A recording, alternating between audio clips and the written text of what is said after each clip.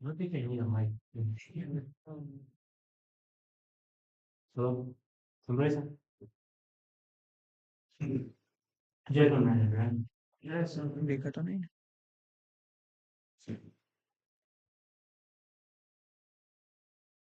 Oh, thank you for inviting me to Barry. I don't think I've ever been to Barry. Just like being born and growing up here, so this is nice. Everyone very sama production here, so that's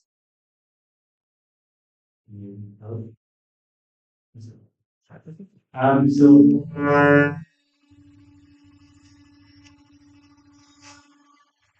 yeah, I think I could probably do this without me. Should we try it? It should be fun. Yeah.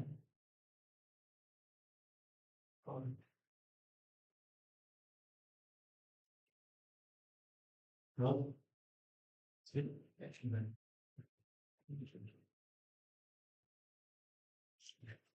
so as Krishna mentioned, today's session is going to be about, it's about a few different topics. Primarily, I refer to them as career essentials. So it talks about, we'll cover a bit of resume building, interview prep, LinkedIn optimization, and then also touch a bit on just the interview as well as the application process.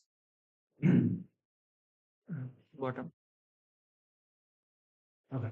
So as I mentioned, a few of the things, and we spoke on it very well. I think one of the key things in this entire topic is the mindset that you approach these career essentials with, whether it's resume building, whether it's interview prep, whether it's creating your cover letter, um, and then later on, once you've actually been selected, going to an interview.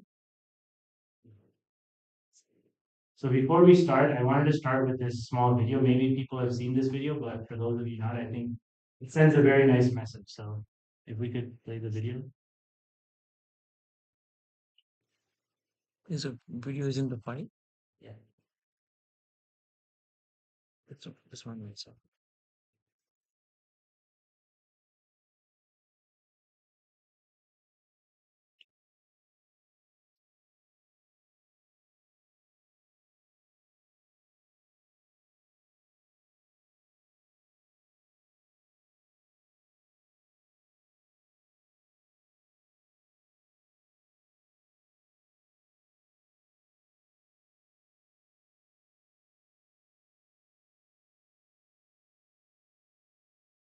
Better. It's the same thing.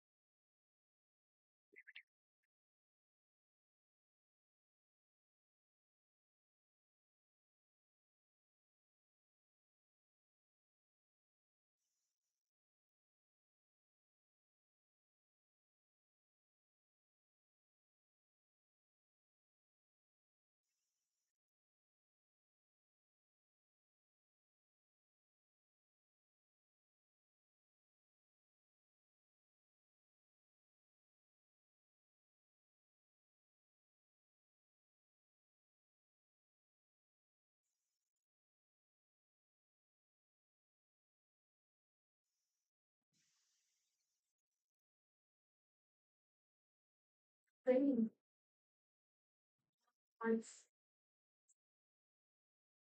fine. I think it's similar.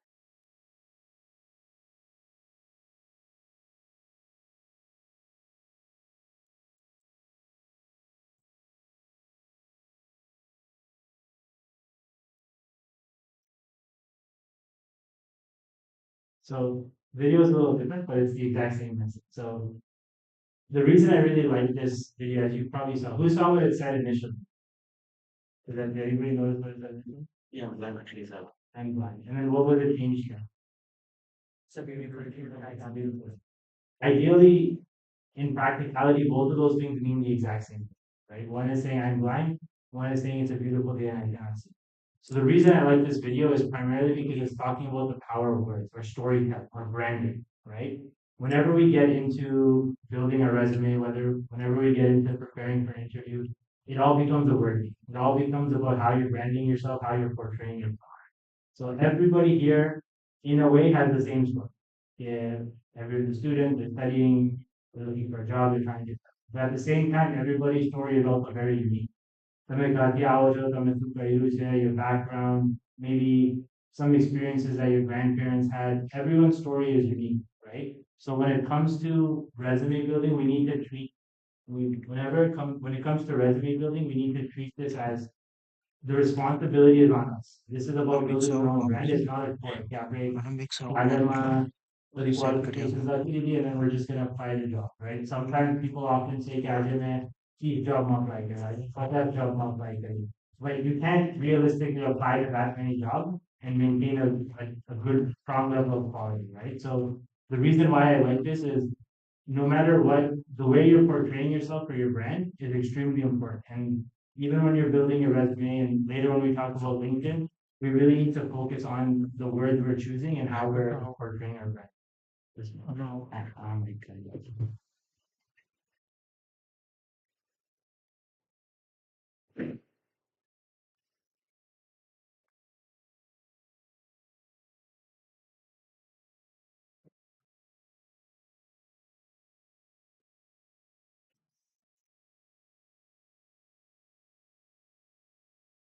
Okay, so moving on then, before we get started, I think the first thing we want to talk about is resume 101, right? So what are the very fundamental things that people bring up in resume? The three things that I've usually found are resume or CV. In India, we often refer to it as a CV. So a CV could be a curriculum vitae or vitae, depending on if it's English or British, right? But realistically, Anya, nobody refers to it as CV, right? Anya always, everyone refers to it as a resume. CV means something completely different. CV is more for academic reports, whenever a journal, and you need to write a more lengthy explanation about your experience. And then whenever you need to write a CV, you'll know, okay, it's not a resume that they want, it's a CV. But until then, always refer to it as a resume, not a CV. In terms of structure, we'll talk about structure, but some key areas, work experience, education, extracurricular. There's no hard format that you have to follow, right? It's a format that works for you. What we were talking about earlier with personal branding. So it depends on how you want to tell your brand. Just because everyone uses one format or one structure doesn't mean that you need to use that, right? You can, if your work experience is stronger, you bring up work experience. If you think your education is stronger, you bring up education, right? It's all about how you want to tell your brand. So we'll talk about structure in a bit more. And then the next, probably the most common item is the length, right? So is one page good? Is 2 page good? You can see that I kind of did one and then in very small font, I said or two. People will always say one or two, but my personal preference is always one, all right? If you're new, one makes sense because you want to get right to the point. You want to be very relevant with what experience you have. And if you're an executive or senior manager with tons of experience, it's part of your role to be clear and concise, right? So then again, you should be able to explain in a page the value you bring to an organization. So in my personal preference, I think the answer to the length of your resume is one page. And to be honest, I think 70 or 80% of the battle is won or lost here, right? The moment you force yourself to optimize every single line, every single word, a sentence में right को आप बोले their word next sentence for jata hai. Some people will just leave. Some people will delete those words and optimize the sentence so that it still means the same thing but in less words.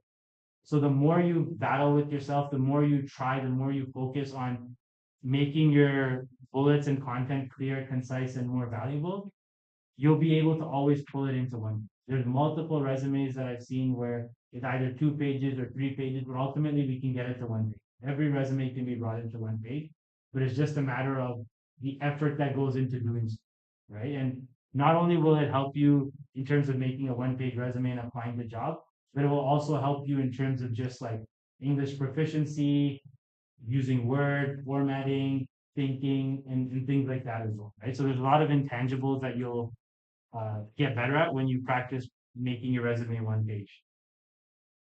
In terms of what to consider when, I know there was a recent resume workshop as well, so I won't get into too much detail, but in terms of what to consider when developing content. So we were just talking about quality over quantity, right?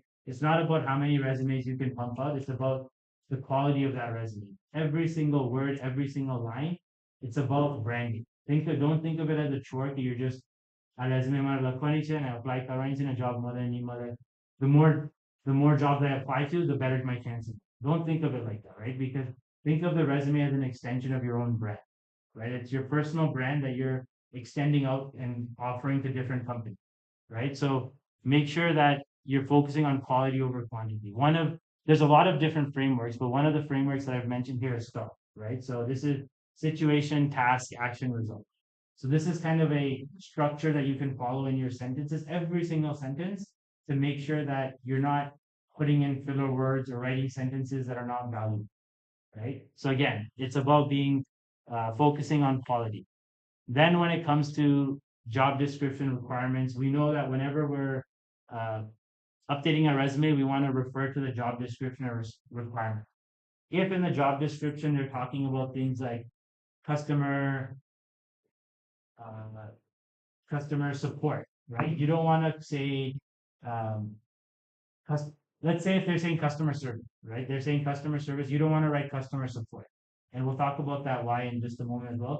But you want to be very mindful of catering not only all of your content to be clear, concise, valuable, but also trying to match it to the job description. If they're talking about vendor management, you might have done vendor management, but don't call it vendor coordination.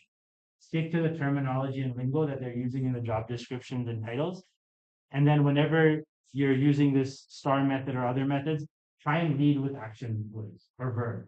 Because whenever you do that, naturally, again, it's not to force it, right? If you think that there's a better way around it or a more valuable way to write your sentences, you can do so otherwise. But often, whenever you start with a verb, you cut all the BS and you kind of get right to the point. Yeah. Once you start with an action, you'll get right to the point in terms of what you want the outcome of the sentence to be. In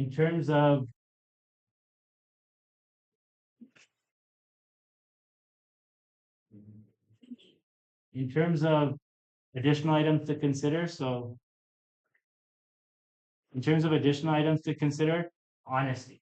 The one thing that people will often ask is like, is it okay if I lie on my resume or can I bend the truth? Now, again, there's like we saw in the video, the same thing can always be said in a way that it's more appealing to the end customer or the end user, right? It's a matter of how we say it. So one, I don't recommend being dishonest and lying on a resume for many reasons, right?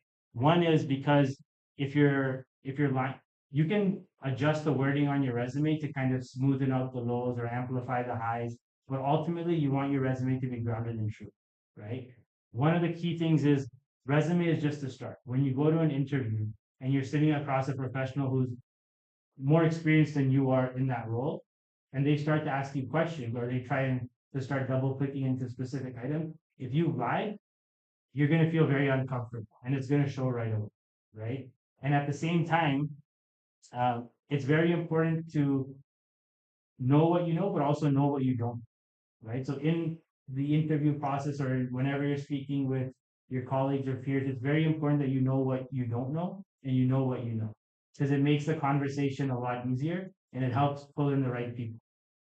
And then again, and lastly, when it comes to honesty, there's no point wasting all this time in trying to find a way around. Instead of wasting all of this energy in terms of lying and preparing for how you're going to answer a question you don't know and trying to learn something you don't know, just spend that time on learning it, right? Spend that same amount of time and energy on obtaining that skill and getting ready versus being dishonest in a resume just for the short-term gain of getting a quick job. Peer review. This is probably one of the most important things that I've seen many people, whether they're experienced or they're new, not do, right? And you learn later on that if you don't get your items peer reviewed, I've seen resumes where their phone numbers, well, they know their phone number, they know their address, but sometimes when you're just constantly looking at something over and over again, you miss it, right? So it's important to get your resume, your sentences, everything peer reviewed by your colleagues. That will go an extremely long way. And it's feedback is always excellent, right? You might think that I watched all these videos, I implemented all of these new formats, like my resume is good. But the moment you go and get feedback from somebody, you might learn something that you were completely blindsided. So whenever you're working on your resume, don't be shy of asking for feedback and getting feedback from people, and be open to implementing it as well. Again, don't take every feedback, but make your own judgment, but be open to feedback. And then lastly, as we were mentioning, that the resume is your personal brand, right? There's no cookie cutter template that you need to use every single time to get it right. If you think you have personal businesses that have contributed to your brand, feel free to mention it. If you have internship experiences, but they're not full-time work experiences, you can mention that as well. If you volunteered and you think that your volunteer experience contributed greatly to who you are and what you do and what you bring to the organization, mention volunteering, mention part-time work. Again, school project, personal project, everything is fair game, right? You want to portray it in the right way, as long as it's helping build Atmia's brand, as long as it's helping build Frishfry's brand, as long as it's helping build your brand and making you more valuable, it's all fair game. Two tools, ATS and AI tracking system. Any major organization you're applying to will very likely be using ATS or some version or vendor system that performs the same task. And really what ATS is doing is it's trying to filter out applicants sooner than later, right? Because if they're getting hundreds and thousands of applicants, they don't have the bandwidth to interview everyone. So they use tools like ATS to format them up. And very common mistakes that people make. Obviously, what we were discussing about earlier, you want to use the right word, right? If you have vendor management experience and they talk about vendor coordination, say vendor coordination, right? Don't stick to saying vendor management. Same thing if it was the other way around. Be flexible. Be sometimes again, when you're not focusing on quality and all you're thinking about is quantity, you'll quickly scan through a job description. You'll be like vendor management, okay, yeah, I will do the shadow back. Let me send my old resume, right? But if you really focus on what it is they're asking for, what words, what term, what lingo they're using, and you use that in your resume, you'll have a much better chance of you getting a better score and actually being selected for the interview. Formatting, right? Don't submit Word docs. Never submit Word documents when you're applying for job applications. Again, it sounds fundamental and silly, but you'll be surprised how many people submit Word docs, right? Word documents can be edited unless it's specifically asked, which I've never seen. Don't submit Word documents or PowerPoint or anything else. Always submit a PDF. That's by default your go-to. And even the file name, don't just have, when you hit download, whatever string it gives you, right? Write your name, right? Atmiya Mesurya, underscore job ID, underscore application. Make it or put the date, right? Make it a very official looking file name as well before you upload it, right? Format. Another thing that gets you flagged is people will download fancy templates, use icons, graphs, and things like that just to make the resume look good. But depending on what ATS might be reading it, it may or may not, it might not be able to read that graph. It might not be able to read those icons, right? So it's going to result in a lower score. So while it's good to use nice and fancy templates, be mindful of what you're using. Simplicity is best. Again, as long as you're clear, concise, you get your point across. That's what's important. So those are just some few call outs regarding ATS that we need to be mindful of so that we don't actually, even if everything's right, but we've used some graph or some icon or submitted a Word doc, it might not give us a high score. And even if we are a great candidate, we'll get rejected. At the same time, AI, right? With ChatGPT and all these various tools, you guys probably know better than me. We can create a lot of content, right? And these tools you should use when you're building your resume. It's very difficult, right? It's when you're constantly updating your resume, constantly catering it to different applications, you'll hit writer's block. You won't know, you'll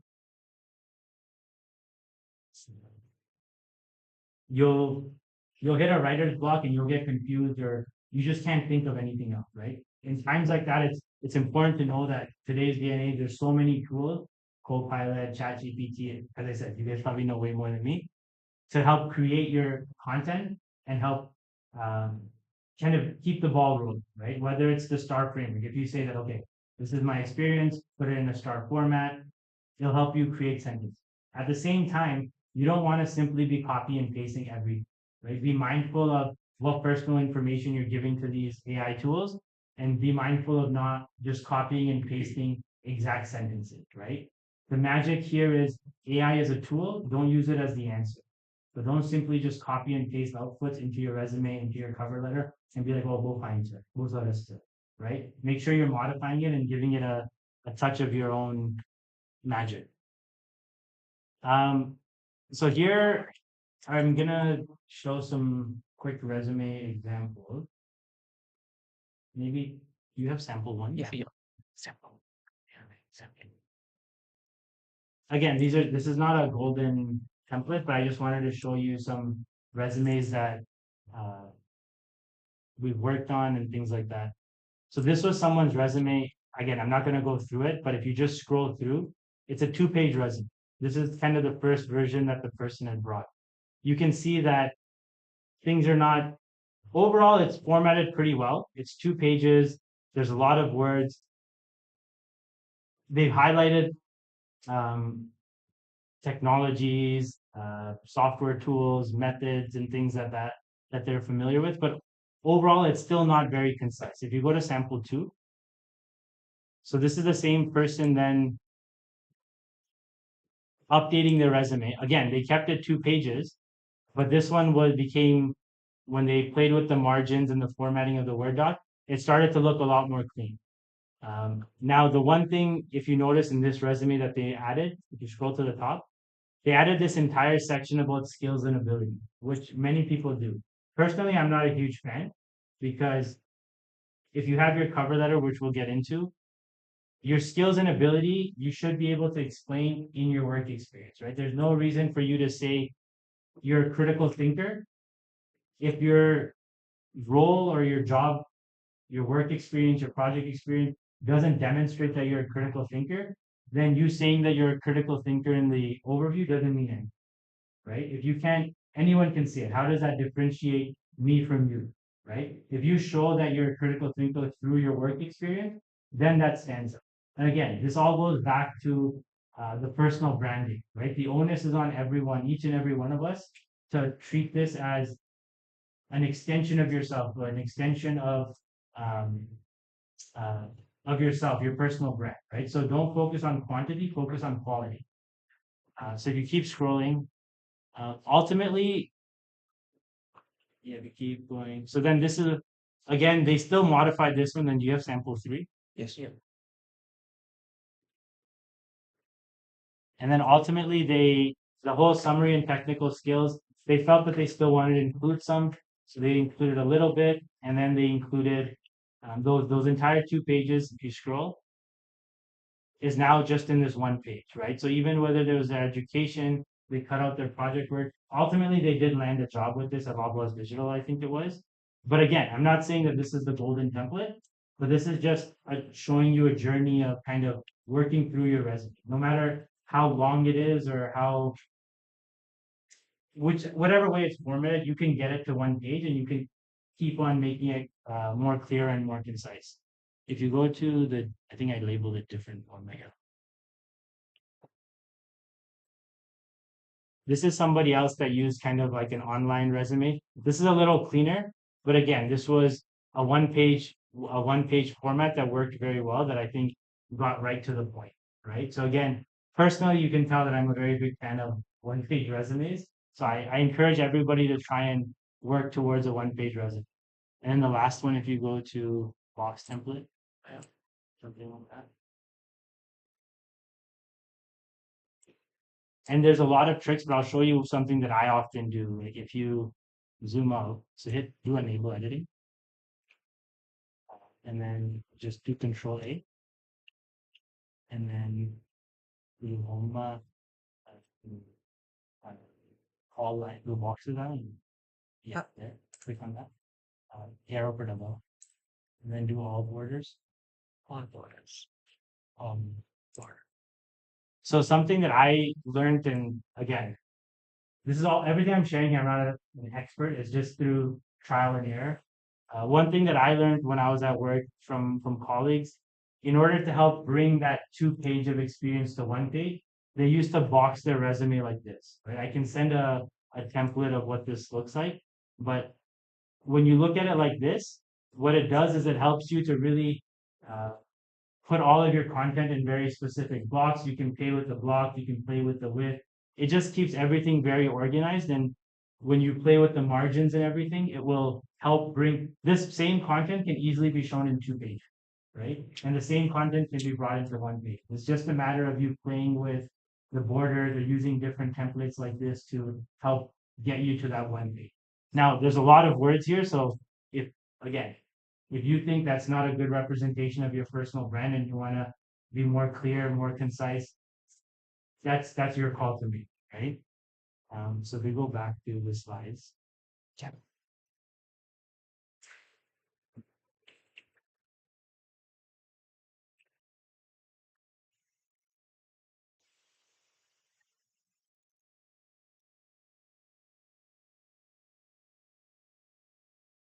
So if we keep going here, what to consider when developing content or when developing content for the cover letter. The key thing with the cover letter is the cover letter is not a resume, right? The reason we have a cover letter, and many places it's optional now, but if you do choose or if it is required, the one key thing that I like to keep in mind with the cover letter is don't repeat what's in your resume, right? That defeats the purpose of a cover letter, right? It's not about quantity. But resume that you can easily write something by just re-summarizing, rewording everything from your resume, but that's not the point of a cover letter. A cover letter, in my opinion, is like half a page max. It's very short, very sweet. And what you're really trying to show in your cover letter is what's not in your resume. You can maybe highlight like your absolute best achievement that you think sets you apart from everybody. Sure, you can highlight that or say it in different words in your cover letter. Just call upon it. But the key thing in your cover letter is you want it to be a segue into your resume. Your resume doesn't talk about who you are as a person. It doesn't talk about you understanding the company values, why you align to the values. Those are the type of things you want to talk about in the cover letter, which aren't mentioned in the resume. So even from a reader perspective, it doesn't sound repetitive. Otherwise, if I read the same thing in the cover letter, I read the same thing in the resume, like once I start seeing a lot of similarities, I get bored. And then you just, you know what? Next applicant, right? So you want to talk about critical achievements. You want to treat it as a segue between a segue into your resume and storytelling. I think no matter whether you're starting in your career or you're an executive or a partner, whatever it is, storytelling is always going to be the most important. The better of a storyteller you are, the more people are going to want to listen, the more people are going to want to learn from you, the more people are going to be receptive to you, and the more opportunities you're going to create for yourself, right? So I think every step of the way, building a resume, building your LinkedIn profile is a great way to practice storytelling. And it's something that me, you, everyone should continue all throughout our professional careers. So going to LinkedIn, in today's day and age, talking about paper resumes and not talking about LinkedIn almost same thing for me, right? So resume is kind of more of the physical, it's not always physical, but it's more of the physical paper that you apply with. And LinkedIn is something that is more of like your digital brand or your professional brand online. Personally, I find myself scrolling through LinkedIn just as much as I scroll through any other, right? There's many oftentimes that certain news events, certain releases, things that I learn about first through LinkedIn, right? You can, again, don't treat it like social media because it's not social media, it's for your professional learning. So you need to be more mindful of kind of what you're posting on LinkedIn versus maybe what you're posting on Instagram or Facebook or something like that. Um, and we'll talk a bit more about it. But I think everyone knows LinkedIn is for building your professional network, and you want to stay away from once you have a paper trail is lost, the digital trail remains, right? So you never want to talk about controversial topics, whether it's about politics, whether it's about religion, whether it's about disrespectful views on sexual orientation or whatever it may be, right? Because those things don't lead. In today's day and age, even if you don't like the person you're working with, you have to work with. And that's just the professional nature of any organization, right? You don't get to always pick your colleagues. You don't get to pick your bosses. You don't get to pick the people who report to you. In some cases you do, in some cases you don't, right? So for every organization, it's important that you respect others, you're inclusive, and you're a good team player. And it's very evident from people's LinkedIn posts or from other quick searches on Google if that's not you. And if that's not you, they're not going to want you to be a part of their organization, right? So be very mindful of the comments you're making um, in professional platforms on Instagram or especially on platforms such as LinkedIn. What makes a good LinkedIn profile? So in full transparency, I've reused some of these slides. So there might be slight details that are not up to date, but again, this is more directional. Right? This is not the answer. It's for everyone to go back home and look further into it and learn more about it. So when it comes to LinkedIn, LinkedIn has a feature capability, if you would call it, called the All-Star status. So here, everyone will have a LinkedIn profile, or many, I hope most people have a LinkedIn profile. But often you'll see that people don't have a picture, or it just says Jai Patel and has no other information. It doesn't talk about where he's from, where he's worked, what school. It's incomplete, right? So what an all-star status is, and it's very simple, is LinkedIn has a few criteria that you need to meet, bare minimum, and it automatically boosts your profile's visibility, right? So some of the things you need to do is having a high quality profile picture. In today's day and age, there's no reason for you not to have a good profile picture, right? Whether it's an iPhone or any phone, you can take almost a professional picture, remove the background. No excuse to not have a good picture, right? You don't need to have yourself cropped out from a group picture or a picture from 10 years ago or something like that. Like have a professional headshot that's fairly recent. Have a cover photo, have a headline title value. So an example would be product marketing at Google, bring boring ad products to life, right? A simple description like this gets right to the point that, okay, this person is in product marketing, they work at this spot, and they're just by the simple tagline, they're passionate about what they're doing, and it's kind of attractive, right? Bringing boring ad products to life. Like they explained what they do in very simple terms that you can relate. So similarly, whenever somebody lands on your profile, again, it goes back to what I was mentioning in the start. This is about building your personal brand, right? The onus, the responsibility is on each and every one of us. No next person is gonna come and build your brand, right? So if you're creating a LinkedIn profile, create a LinkedIn profile properly, right? Otherwise, don't create. There's no point. You're just ruining your own image or your professional brand, right? If you're gonna do something, do it properly. So have a good picture, have a headline. There's an about section where you can add some more detail. So feel free to add some more detail in the about section. Some more items that you need to fill out in your LinkedIn is adding an industry location, have up to 3 experiences, a custom LinkedIn URL, right? You can customize a LinkedIn URL so that if you add it to your resume or your if you add it to your resume or you add it to your business card, it's very concise, right? So you can customize your URL as well. Again, adding education, connections. The one thing that I also want to call it about, again, this is very basic 101 for LinkedIn profiles. People often add a bunch of skills, right? They'll add 100 skills, but they have zero sponsors, right? Don't just add project management, vendor coordination, troubleshooting, problem solving, software development, anything and everything you can think of, right?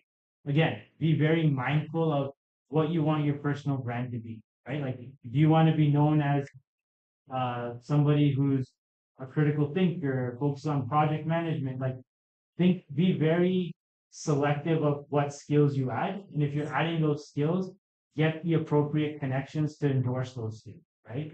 If you have 50 skills or 100 skills and nobody endorses a single skill, that doesn't really look right. So if you're gonna add skills, be selective on what skills you're adding and get people to endorse. Again, it's about your commitment to your personal brand. If you don't care about it, then no one's gonna care about it, and you're probably gonna struggle finding a job or demonstrate. One thing I'll tell you about LinkedIn, at Accenture, I've had people reach out to me on LinkedIn asking for coffee chats. Right, I'm not sure how they found me, or we'll talk about a few tips right now. But they've reached out to me. Some of them I've talked to, some of them I didn't talk to, some of them I responded to, some of them I didn't respond to. Um, and like a year or a year and a half later, I meet the person in the Accenture office, they've been hired, right? And again, they didn't get hired because they met with me, but clearly they were using tools like LinkedIn to reach out to people at Accenture. Maybe just like they had a coffee chat with me, maybe they didn't hit it off with me so well, but maybe they hit it off with a hiring manager really well, and that hiring manager helped get them hired, right?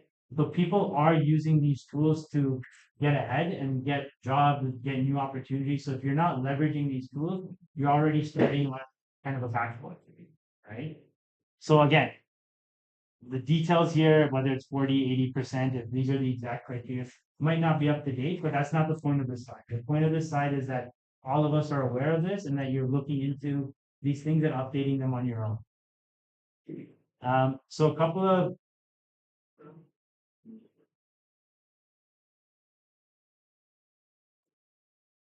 a couple of quick tips on LinkedIn, and again, do your research, but often what people will do is they'll just use the very fundamentals. They'll add people, they'll scroll through their posts like Instagram. If they want to go to a job, they'll click on jobs and they'll maybe search Metrolinx or Accenture or Google and just see what job postings come up. But there's a lot of different ways you can still leverage with, right? So one thing is using prompts. So I've logged into like a browser. If you go to the browser and you click post, and there's various prompts you can use. So in this one, I've done marketing manager and hiring, right? So using this prompt shows you all of the posts that marketing managers made that are actively hiring. You could further filter out to be like, are these people that I follow? Are these first connections? Are these people that have posted in the past 24 hours? Because in that case, it's extremely relevant. Or have they posted in the past week or past month, right? Again, this is just one prompt or query.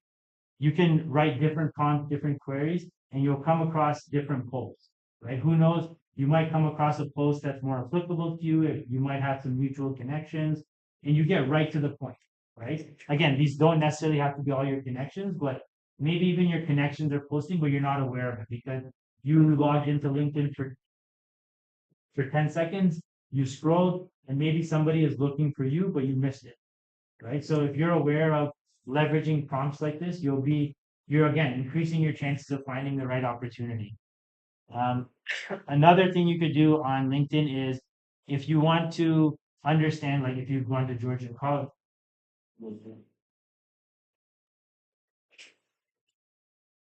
if you've gone to University of Toronto, Georgian College, if you work at CIBC, no matter where it is, there's various groups and alumni pages on LinkedIn, right? So if you go and join those groups or those pages, you'll have access to their alumni profile, right? So here you can see that UFT has about 400,000.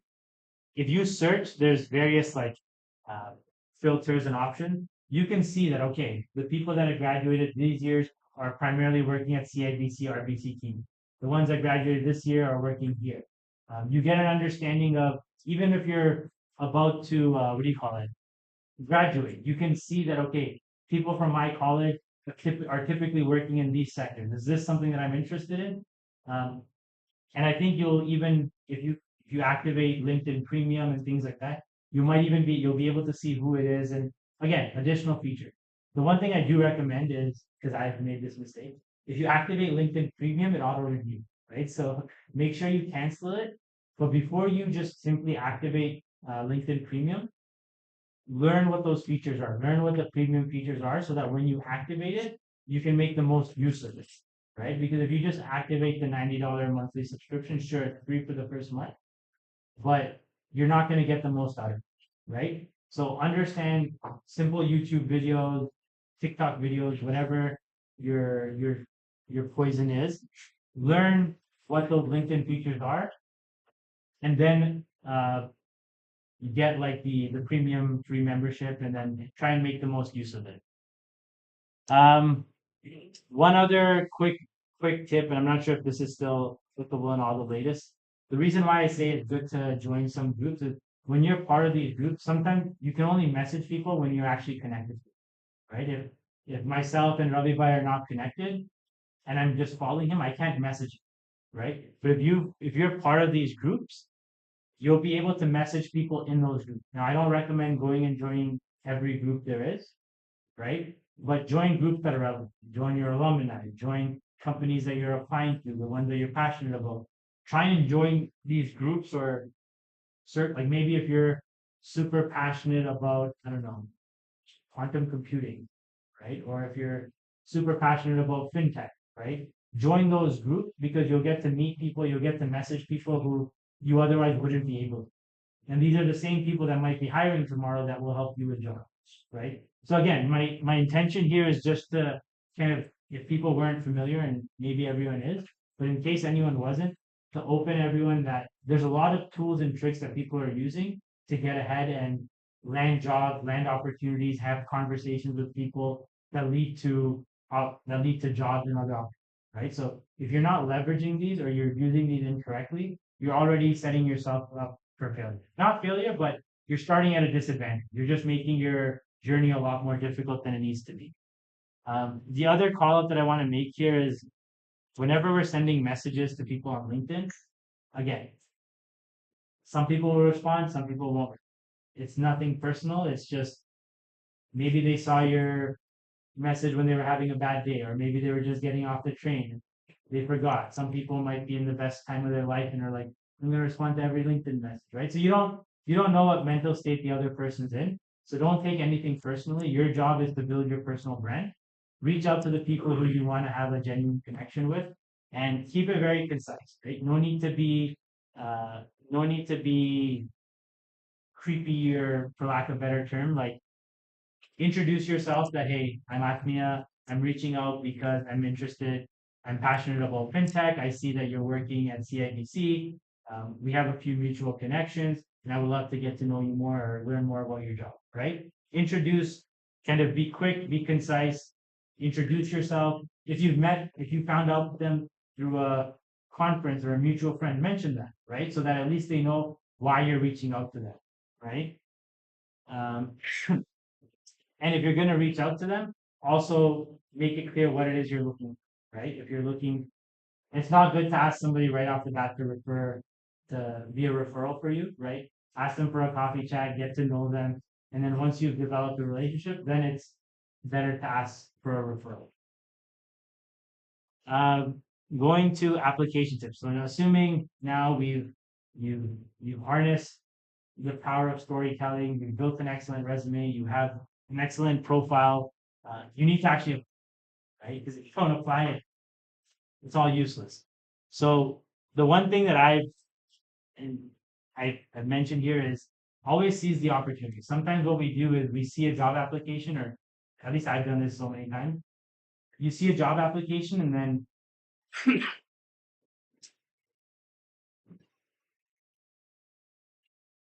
you don't apply, right? You're like, oh, this job was posted 2 days ago. It's for sure going to be there till Friday. There's no guarantee, right? If your resume is ready, your LinkedIn profile is ready, the job is available, go and apply. Seize the opportunity, don't delay. The same posting, they might have found the perfect candidate yesterday had you not applied. Sorry. They might find the perfect candidate tomorrow had you not applied today, right? Or that same candidate might not be found for a week. So again, there's a lot of variables at play. So don't think that, oh, a lot of people are going to apply to the job. I'm not going to get this job, or this job posting, I've seen it. These job postings are always there for a month. Don't make up stories in your head, or don't try and solution for when or justify delaying applying to the job, right? If you're ready, seize the opportunity, apply. Um, as we mentioned earlier, always submit PDFs, right? Don't submit Word docs, don't submit in other formats if it's not requested. Make sure your file name is concise. Don't use _033 dot PDF. Like that's not a acceptable file name for a job application where you're trying to build your career or showcase your personal brand, right? Keep your own records for future use. In today's job market, you're not going to get a job on your first application.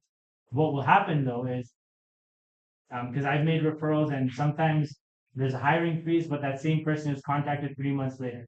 But now that posting is not there, but they're very much still interested in the job. So in cases like that, it's important that wherever you apply, keep a record, right? Whether it's a simple folder structure, a notebook, notepad, wherever you want to do it, of where you've applied, when you applied, what the job description was and what resume you applied to, right? Because you never know if there's a hiring freeze, they might come back to you in a month or two. And everything that we're talking about here is quality over quantity, right? You're not just mass applying to places. So if you're spending the time to build your resume, cater your resume to a particular application, take the time to save that job description just in case you need it in the future, right? It's time very well spent. Because the last thing you want is that job had a hiring freeze, they come back because they think you're a good candidate or they have more roles, and now you don't really know which resume you applied with, you don't know what the job description was, and then it's just you don't come across well prepared.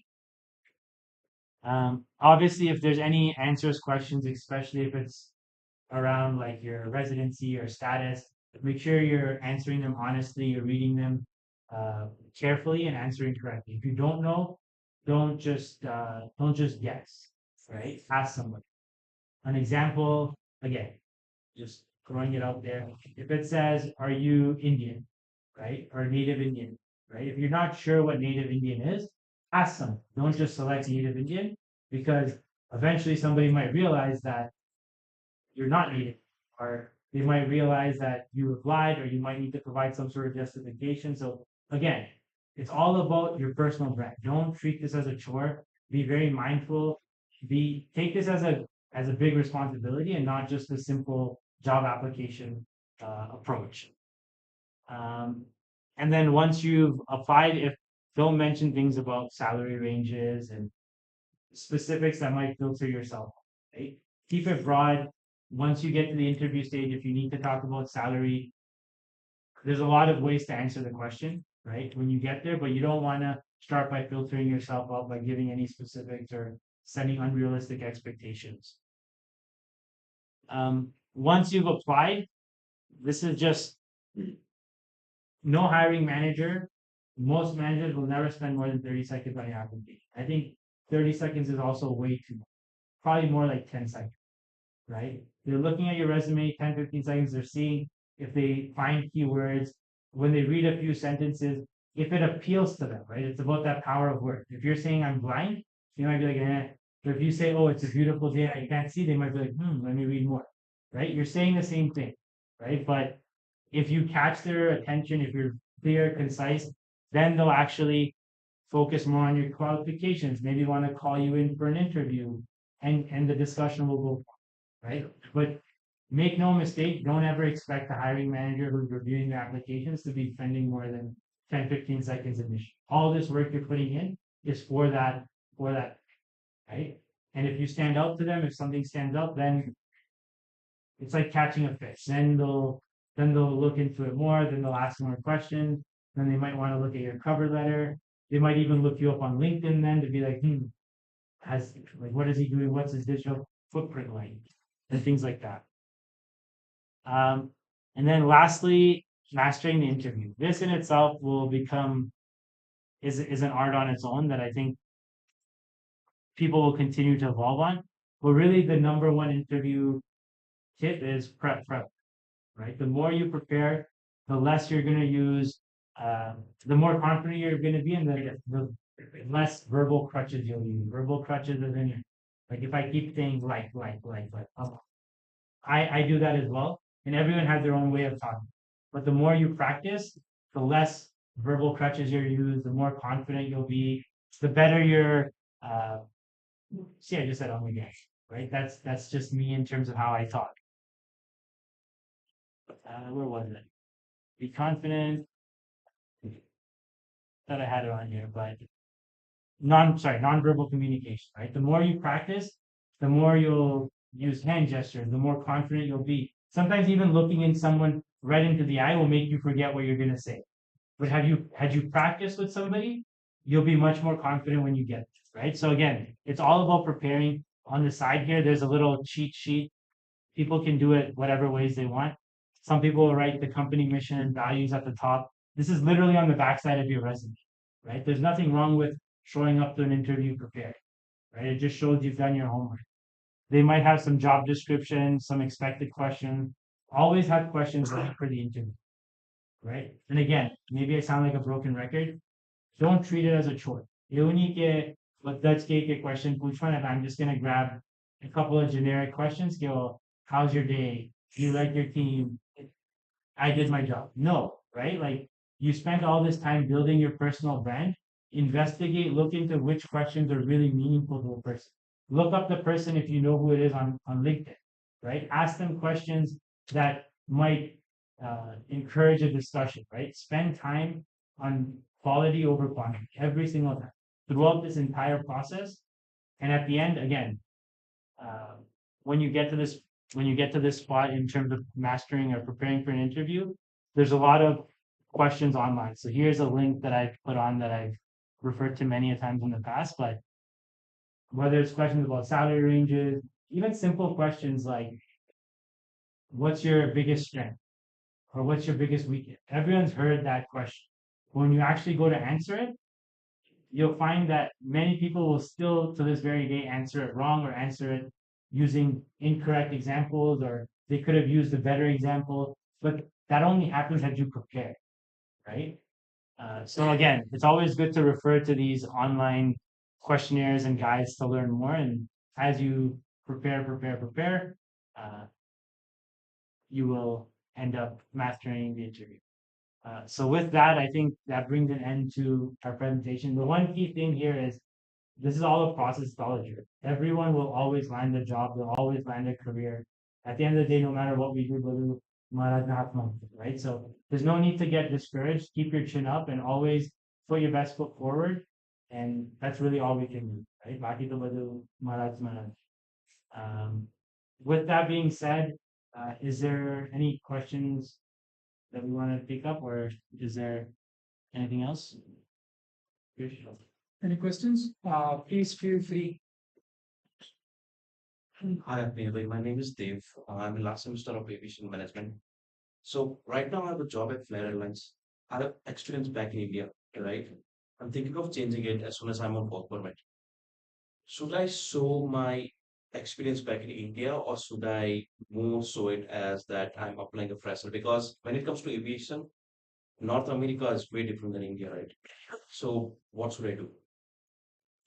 My, I mean, we'd have to look at it more, but my first reaction would be like, if you have the experience, why would you not show it, right? Like, Yeah. again, it goes back to you don't need to, the same way you were writing the points in India is not the same way you need to write them here. Now that you have some experience or you've done aviation in school, you know what they're looking for, or you know what the job descriptions look like. So maybe cater your points to be to match more of what they would look like in a North American market, right?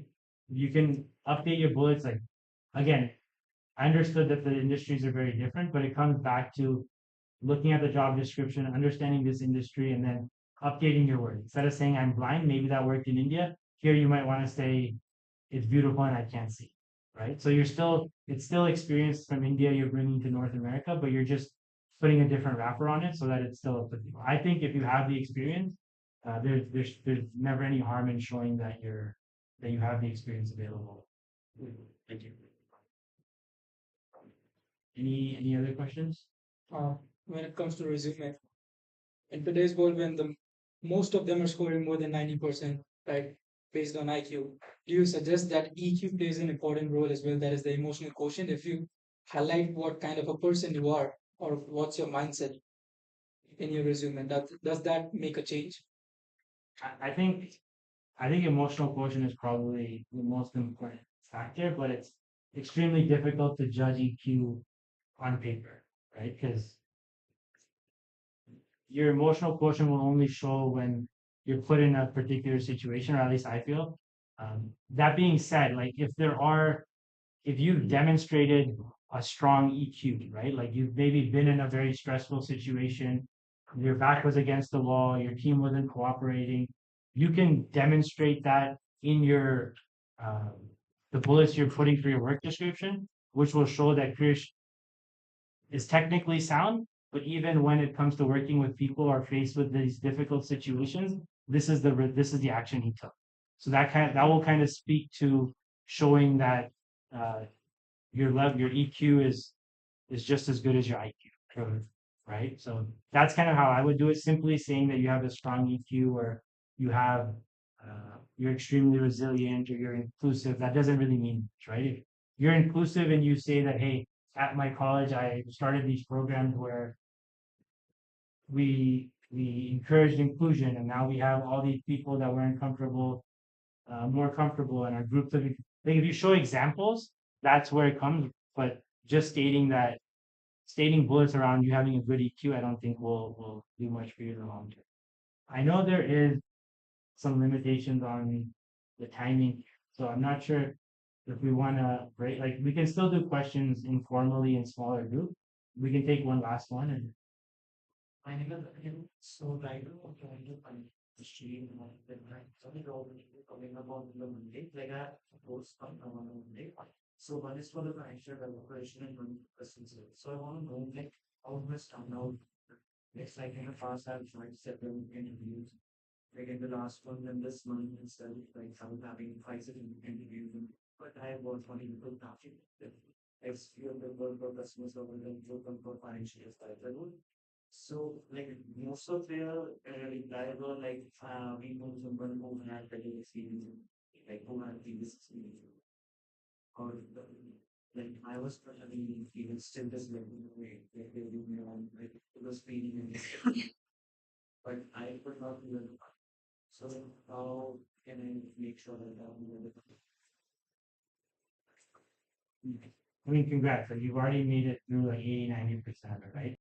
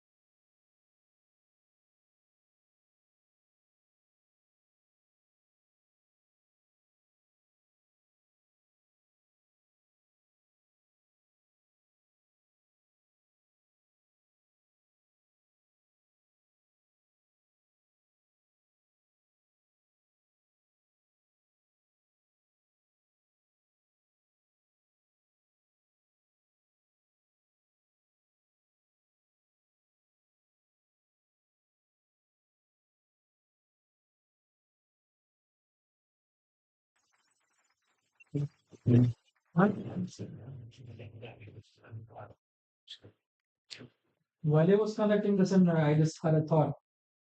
We have seen Three Idiots, right? Kella ya Three Idiots do it. So there's this beautiful dialogue that virus, Viru Sahasrabudhi says that life is a race. Yes, it is. I mean, if you were to ask Atmi Bhai when you have dinner, he will say exact number of applications that he has on his desk for a particular opening. Yes, life is a race, but then there's nothing to worry about it. The reason being that Apni Paas Atlas are references. We have such beautiful coaches and intelligent coaches with us that helps us to cross the line before someone else does. So while we have our dinner, while we walk around the wall, please make sure that you cross that barrier and ask Admir by you, ask Akshar by Milan by Ravi by to suggest you something. How many of us are like graduating this semester or maybe the next one? How many of us? So if you see around yourself, there's more than like 10 people who are competing against each other, maybe in different fields, but then it is important and it boils down to your own willingness to crack that particular job.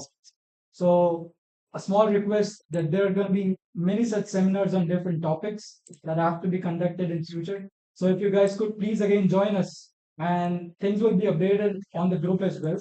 But then Oh, especially like today we have Jai Bhai from Etobicoke. He's one of the founding committees of this particular seminar. So I would like to call him upon and if you can just share a few words about this group. Jai Bhai.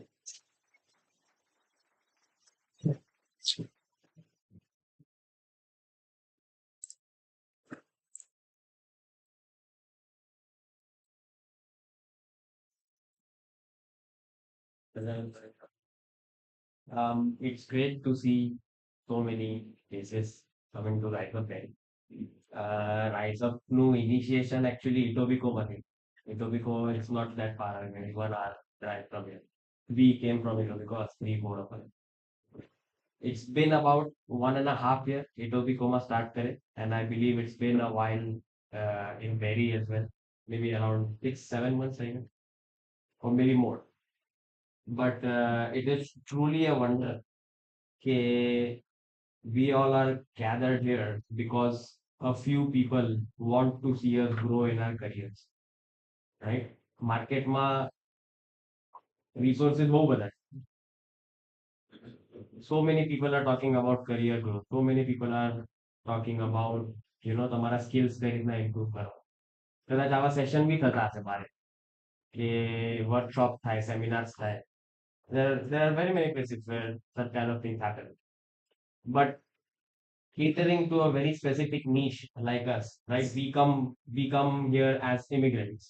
આપણાને કદાચ we have difficulty speaking English. We have difficulty communicating in English. Maybe at the start, eventually we learn. We have difficulty adapting to the Canadian environment. Eventually we learn at the start. I am guessing a lot of us are students, if I'm not wrong, student, right? So we at the start we have all of these difficulties. So these individuals that a few of us, few of them behind, there's a few here, Atmiya Bhai, our speaker, are taking time and effort out from their own personal life, their own professional life, and doing this for us. It is not something that is easy to find outside.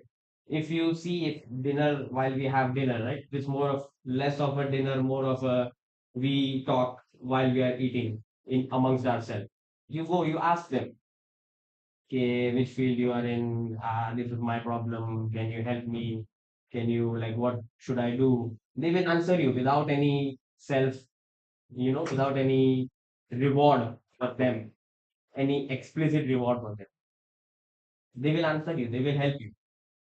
So this platform is not something that is easy to find outside. This is something that I would recommend that each one of us should come, each one of us should gain the benefit of. And truly, if you get a chance, કે જે 3, 4, 3, 4 people who are behind this whole thing, who are organizing this whole thing, to thank them, right? And as one of the things you could do this by, Atmiya Bhai came onto the stage, he talked a bit about LinkedIn optimization, right? So maybe, ask Atmiya Bhai, can I take a picture with you? Ask Spandan Bhai, Akshar Bhai, there are a lot of people, right? Go ask them, okay, can I take a picture with you? Take a screenshot of the, slide presentation that is being sent. Write a little post. This was something I went to. This is something I learned. I really want to thank so and so person for organizing this. I really want to thank Atmiya Bhai for speaking a few words about this. This small step also helps in your LinkedIn optimization, right? I really don't think there's much we can do to give back to these people. We are really not at a position where we can do something to help them. Right? They're not charging anything for it. Right? Did they charge? Did anyone pay anything to come here? $10, $20? No. Right? Outside, if you go to do something like this, it might probably cost you $50, $60, $100. Right? Corporate the Canadian corporate organize these sort of soft skill development sessions and stuff like that. They take the speakers who come to that place, they take tens and thousands of dollars to just speak for an hour, 2 hours. Atme Bhai came here. You can ask him, how much did you take? Zero. So these are all people doing things so that we can all grow in it. So this is at least we can give them a shout out on LinkedIn. It will maybe add something to their brand. I'm not sure if it do that. It will definitely add to our brand. that we are going to places to improve our soft skills. That is a very big golden star on our LinkedIn personal brand and Acme Management. Very small things. So I would truly as Acme mentioned, don't look at it as a chore. Look at it as something that you're doing to build the base for whatever is to come in your life. You'll spend 8 hours a day at your workplace. That's one third of your life, right? This is that base. You are coming to this place, be mindful of it. Don't come to the place to just sit, see, listen, go home, sleep, gone, everything. Be mindful. Look at what's going on, really think about things. The speaker, go to the speaker, thank him really for what he has given, because this is a very essential thing. One third of your life is going to be based on what he just came on to here and talked about, right? So that small switch of thinking of things less as a chore and thinking of things more as, these things are important in my life. This place will also play a point of importance in your life. It may be through Rise Up or it may be through other assemblies as well, right? We organize sabas and daily, not daily, but weekly gatherings of people who are from a similar culture, right? Those places are not just a chore. We don't come there for just the sake of coming. There's a lot to take from those places. You just have to open yourself up. Just force yourself to think, why am I here? What am I doing? What am I getting? Who are the people who are helping me get this? And then just go up to them, say a few words of thank you. That will go a long way, very long. Not them. These are only the people who are explicitly here. There are people who are not explicitly here, but are here in some sort of divine sense, we can say. You should also be thanking them, right? So, thank you very much to all our Karyakartas and Swamiji, all the Santos we have, Surat Swami, and all the wonderful people we have working to make this thing happen. Thank you.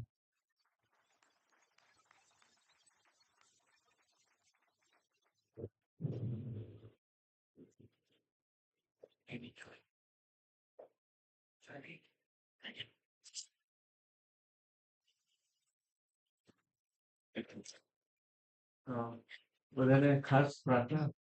Thank you first of all, Atmiya bhai, for coming in and sharing like detailed about job hunting.